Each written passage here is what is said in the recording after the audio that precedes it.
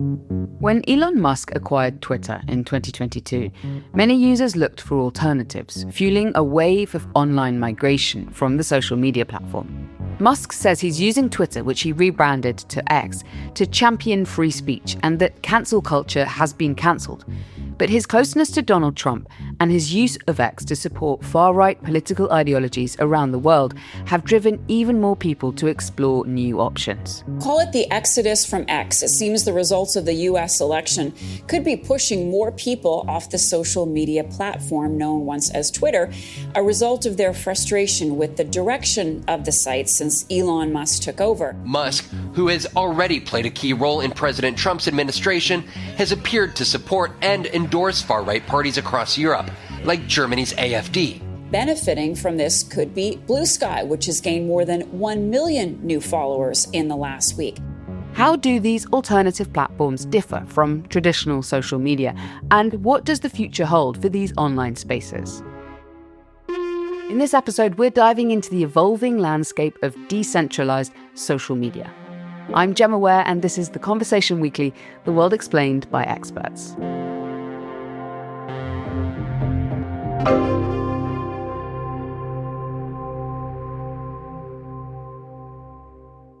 With me today is Nahal El-Hadi, interim editor-in-chief at The Conversation in Canada and former host of this show. Nahal, it's great to have you back on the podcast. It's so great to be here. How are you? I'm good. We've missed you. So it feels like the question I'm asking everybody at the moment, friends, colleagues, is, are you still on X, on Twitter? I had to go back and look at my feed, and the last post that I generated on Twitter was from June of last year. A while. Yeah, it hasn't drawn me in like it used to. And I signed on yesterday for the first time, maybe since the autumn, to see what people were saying about the Super Bowl performance. And I have to say I was disappointed. Why? Not a good level of chat? Like, it used to be a lot of gossip and conspiracy theories and hot takes and reactions, and it wasn't fun like it used to be. Why do you think it's not like it was before? When it first started in the very, very early days, people would kind of go on there and didn't know what to make of it or how to use it. And so they'd just be on there. They would maybe tweet an opinion, and slowly but steadily, interaction started increasing and growing. And then people realized that it was a very effective platform to make a point, to express themselves, to talk about things that they didn't really have any other public spaces to talk about in.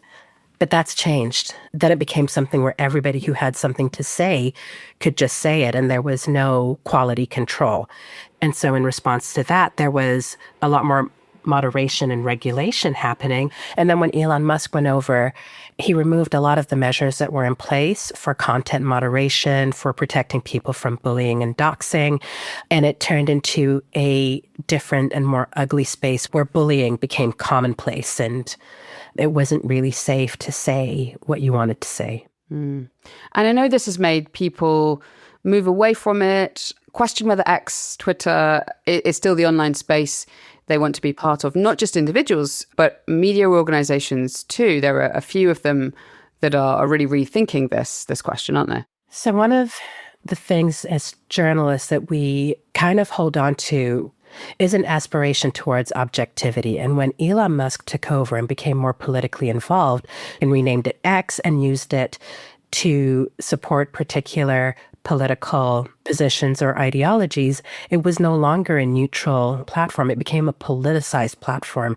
And I think that affected the ways that news organizations approached being on it. What do you think people are looking for on other platforms? If they're leaving platforms like X, Twitter, what are they looking for elsewhere if they still want to have conversations online? I think that people are trying to recapture what Twitter used to be, which was a place where you could speak and you could find people to engage with you in debate, where you could find people who, whether they agreed with you or disagreed with you, could speak back to you about it in a respectful way.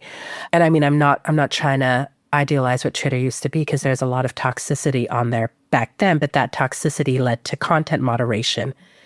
And now, with it being removed, that toxicity's been turned up quite a bit. But I think people are looking at connecting with others and trying to build a community where they relate to each other on very, very, very specific things. They might not be people who would interact with each other generally in real life, but who could engage with each other about it and then move on. And what does this moment tell us about people's relationship to the way they're feeling about big tech as well? Because this isn't just about their communities. It's about the way they feel about how these platforms are run, whether they're run by a central organization or whether they're what's called decentralized. What does this moment tell us about that dynamic? I think what it has brought to the forefront is that technological platforms are inherently political, and we didn't treat them that way to start. We kind of just said, here's a public sphere in which we can engage and debate.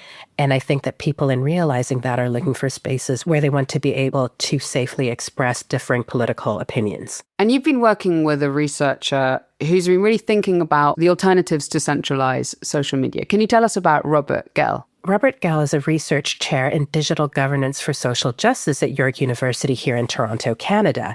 He looks at the ways in which propaganda and disinformation are produced, circulated, generated, responded to online. He looks at alternatives to social media, and he looks at what it means to decentralize social media. Great. Well, we wanted to talk to Robert to hear more about his research and how these decentralized platforms work. So thanks very much for introducing him to us and for coming back on the show. Thank you. It's good to be back.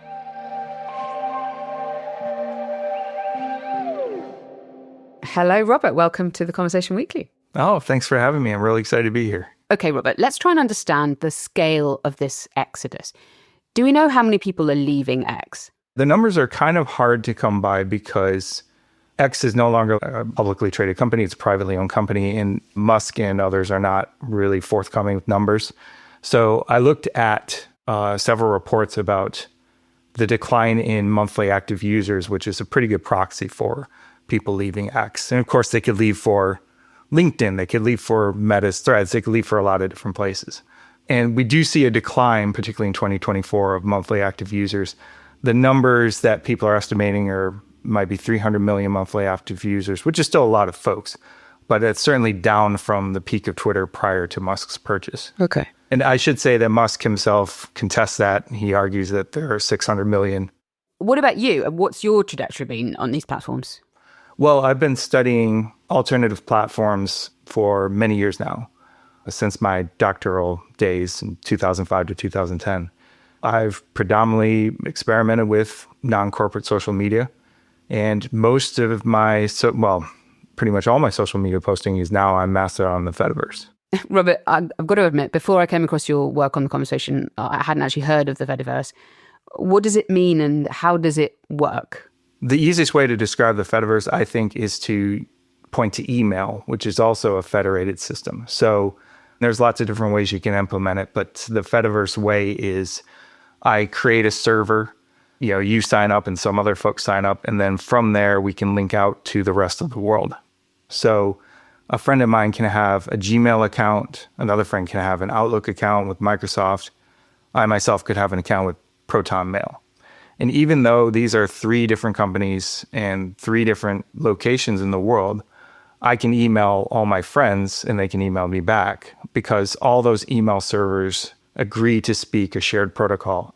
And in 2018, several technologists working with the World Wide Web Consortium built their own protocol for social media data that does for social media activities the same that we enjoy with email.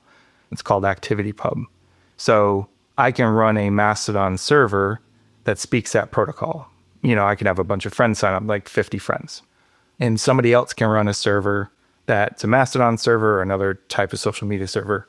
And those two can connect just like we can email back and forth. And so you can build a big network out of all these little servers. That removes a center. Examples of platforms on the Fediverse include Mastodon, a microblogging site, Pixelfed, an image sharing site, and PeerTube, a video sharing platform. By comparison, traditional social media platforms like Facebook, Instagram, or X centralize all user data, content moderation, and governance, controlling how information is organized and distributed to their users. But this decentralized system breaks that up into a lot of little small communities. Blue Sky more recently has adopted a similar approach. Analysts looking at Blue Sky would say it's still pretty centralized. Blue Sky is a social media platform launched to the public in 2024.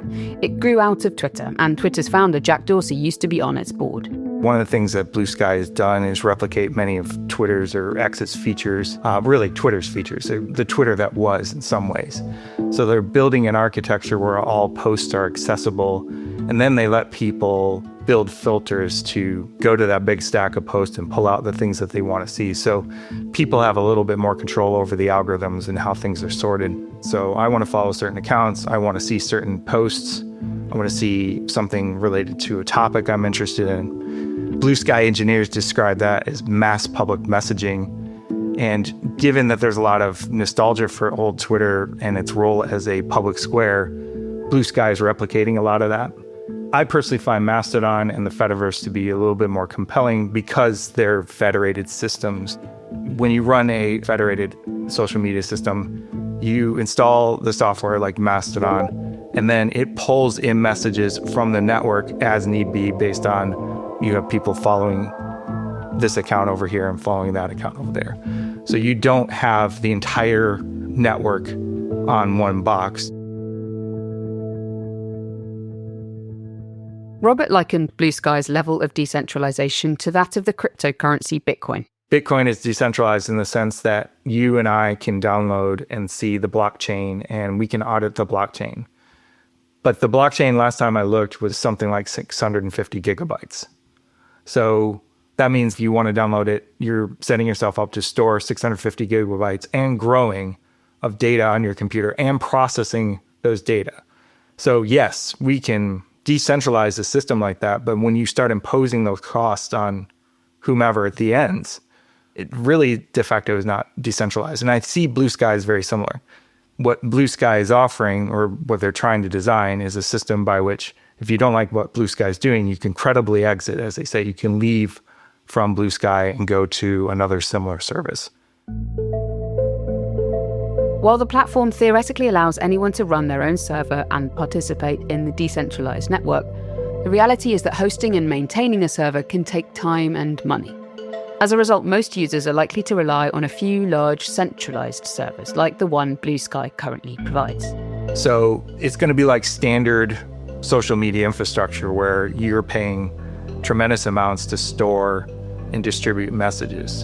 And that might undermine the claim to decentralization that Blue Sky is making, because you can make a social media system and you can say, well, you can leave this and go to another alternative that's similar.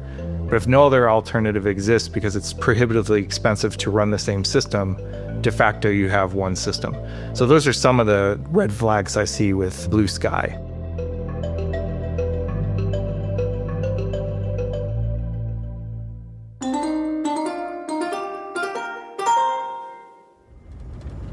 I can't imagine what that would be for. A building of that size in the middle of the fields. I mean, every time I go to this kind of like places and I see the compound size and then imagine the number of people inside, it just still scares me.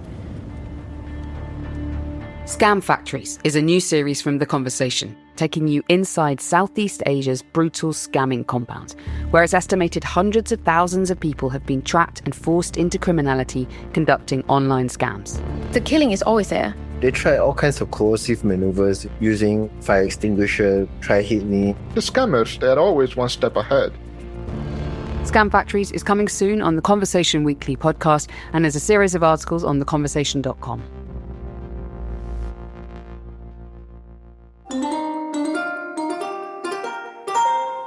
Robert, you study the Fediverse and decentralized platforms. Who generally tends to make servers there and govern them? It's a variety of things. So some approaches are really informal, like the example I keep using. I could set something up and then invite my friends, and people do that. I've interviewed folks who are like, I'm setting up a server just for me and my friends. And then they pay for it just out of pocket, right? They're paying $10 a month to a cloud hosting company or something. And then that ranges up to more formal approaches. One example Robert points to is Cloud Island in New Zealand. It's a small local Mastodon server where users pay a small subscription fee to help cover the costs of keeping the server running. So they're saying you can join, but please pay $1 a month and abide by our code of conduct. And then you have even more formal organizations like the one I'm a member of, the one I run an instance for, the Association of Internet Researchers. That's a professional academic organization, and we set up a Mastodon server for our members. An instance is just another name for a server. Other organizations, like non-profits, manage Mastodon servers or instances for specific communities. But at the same time, there's tens of thousands of these servers, right? So you have lots of little communities that don't really want to grow to be too big, but we have a big network of all these little communities. One of the arguments behind a Fediverse or a decentralized platform is that it's more democratic, say, than traditional social media owned by one company, whether that's a publicly listed one or not. How does that democratic argument work in your book? Like, why is it more democratic? One of the things I like about it is it actually compels people to be a little bit more democratically minded when it comes to their media. So to run a server on the contemporary Fediverse, because of the culture of codes of conduct and content moderation, typically requires you to come up with rules of your server and think about how those rules ought to be enforced. And so you can imagine a situation where I set up a server and I say, these are rules, but I don't enforce them, or you don't like the rules. You can actually move accounts rather easily on the Fediverse. So you could leave the server, go to another server. And then you start to see people do more formal organizations like co-ops or other systems where they democratically come up with their code of conduct. They elect the content moderators. They're basically doing democracy at this media level. So they're not just engaging in social media, they're democratically running social media. I find that to be really exciting about this because it's a far cry from what we get with something like Facebook or X, right? So I can actually take this into the classroom and say, okay, we in the class are going to install this social media server. What rules do we want to have? How do we want to do content moderation? How do we want to relate to other communities on the internet? And that raises all sorts of really interesting questions about how to govern ourselves. I guess it also is effort, right? Being honest. Yeah. People sign up for X, sign up for Threads or Facebook, and they don't have to do anything. They don't have to be involved. It's free. They can post, they can watch, they can read stuff. There's no work involved. Right. But what you're describing in a Fediverse or a decentralized system, at least if they want to, they can get involved. And I'm wondering, who are the people who are doing that? I think there's a variety of reasons. A big reason for a long time is just simply a privacy reason. I don't want my personal data to go to these companies. So a big reason that people do this is to get away from systems like that. But you also have people who are motivated by the desire to tinker with technology and learn more about how things work, or people who are interested in self-governance, theories of anarchism, and so on. The argument that I would make for federated social media is, let's stop pushing those decisions, governance, moderation, off to predominantly US companies. Let's start taking those things on ourselves. Let's start engaging in democratic deliberation ourselves. I would imagine that a majority of people who have left X for, say, Blue Sky in the last kind of 4 or 5 months haven't done it for those reasons, though. And right. For someone like me, who's now got a Blue Sky account, on the face of it, it looks pretty similar to an X account, to Threads. So what is actually fundamentally changing? What's different for somebody, a user who's not getting involved? Yeah, you can sign up for a Mastodon server and not really get too involved, and you can do Twitter-like things. So one of the concepts I use to understand this is what I call critical reverse engineering. So if we look at something like Twitter or Instagram or Facebook, and we say, what are all their features? How do they work? We take that apart, and that I argue that the activists who are building the systems have engaged in this practice. They look at these systems, they take them apart, they try to figure out how they work, and then they rebuild them in a critical way. They're trying to build them to be better than their previous systems.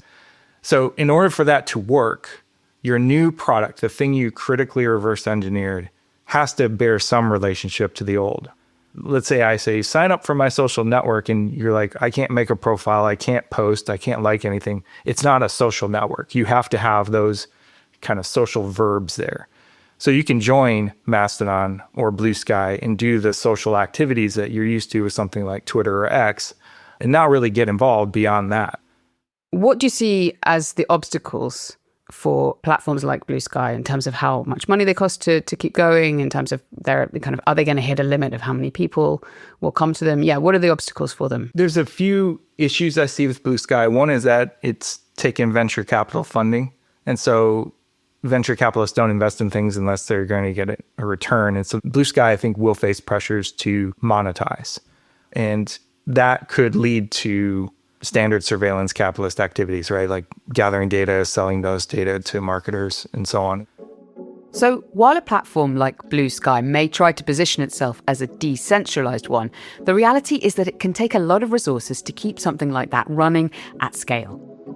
Another challenge is that decentralized systems rely heavily on community involvement, especially when it comes to content moderation, and that can lead to burnout. There's a lot of journalists looking into that and finding that people who do content moderation for Meta or whomever are traumatized, right? They're dealing with some pretty horrible stuff on the internet. And the danger is there for content moderators on the Fediverse as well. I think it's amplified in some ways because they're volunteers. So they're doing it because they care. And they're investing themselves emotionally into a network. And so I've interviewed a lot of admins and content moderators who talk about being burned out by doing that level of care work. Beyond dealing with the worst content of the internet, potentially. So in interviews, they all say basically like, I want to keep my server relatively small, not just for cost purposes, but also for moderation purposes. It's easier for me to moderate a conversation among 100 people or 200 people than it would be for me to moderate a conversation between 100,000 people.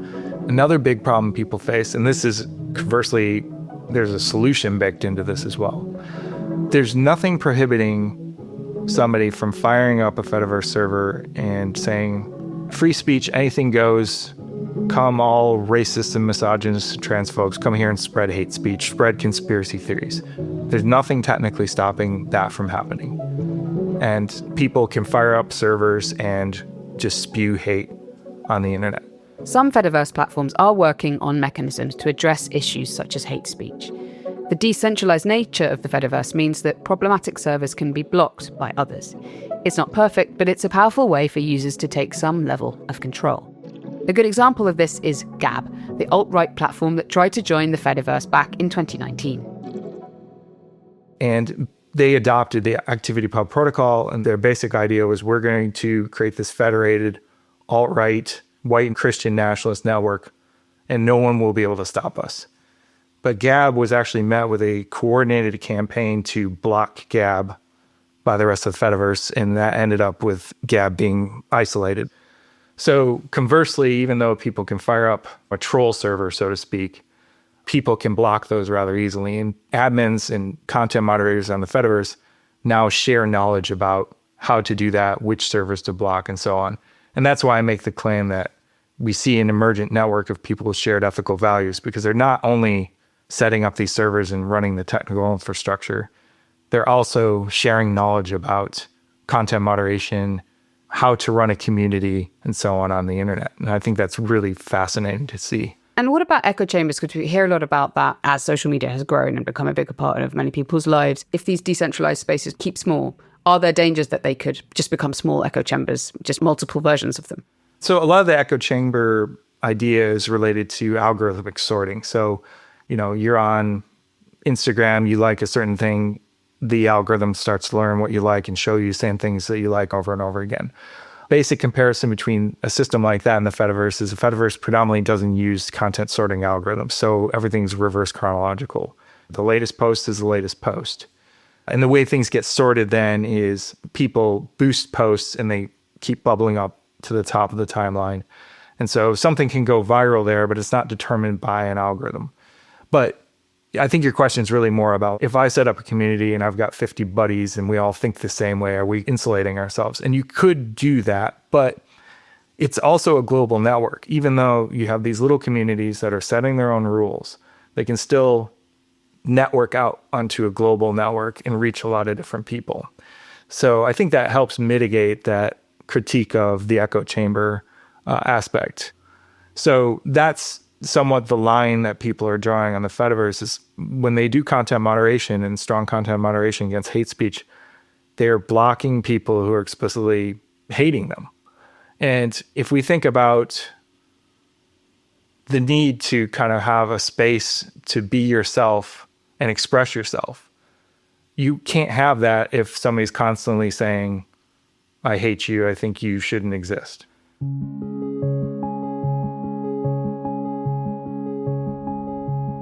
What do you see as the future of social media networks and decentralized systems? How big will they get? How much of the landscape will they take up? Well, I think given the energy being put into developing these decentralized protocols, I think that they are a very viable future for social media. Blue Sky continues to develop AT Proto, and that can enable a whole ecosystem of different ways of dealing with that shared heap of data. ActivityPub development is continuing. In fact, even Meta has gotten involved in developing ActivityPub. So there's a lot of interest in this, and there's a lot of regulatory push to have these sorts of things. So EU regulations about data portability almost require social media companies to start thinking about how do we make accounts portable? How do we make it so people can move from place to place? So that gives me a lot of hope that these systems will continue to flourish. Great. Well, thanks so much, Robert, for coming on and explaining all of this to us and giving us a glimpse of what could happen in the future too. We appreciate it. Oh, thanks for having me. It's been a pleasure.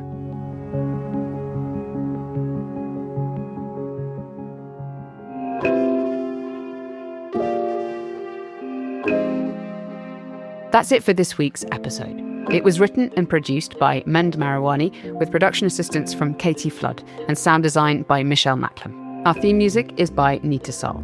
Stephen Kahn is our global executive editor, and I'm Gemma Ware, the executive producer.